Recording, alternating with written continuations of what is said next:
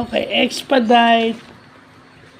expedite procedure. So, ito yung example nito yung sa small claims court, yung sa Philippine Dispute Resolution Incorporated at dun sa Katarungan Pambarangay.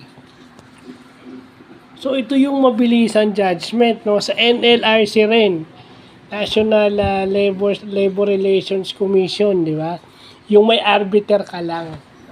Nung wala nang kailangan court proceedings, no?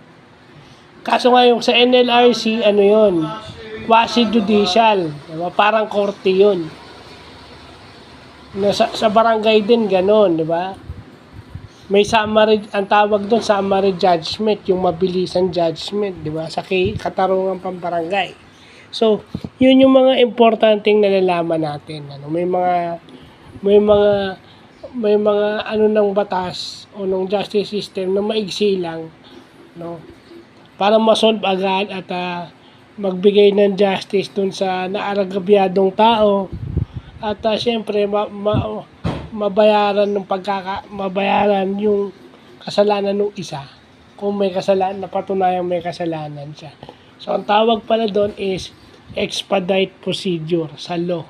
Yan. Yung small claims court, di ba?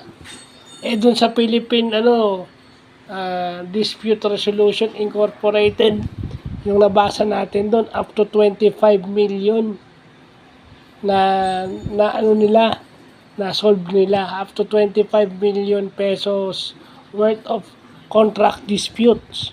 No, hindi naman yun, hindi korte yun, parang out of court settlement. So doon pala nagkakaayos na sila. 'Di ba? Between doon sa mga may contract, 'di ba? So yun, natin yan, mabutit na lalaman natin yan. So yun lang po.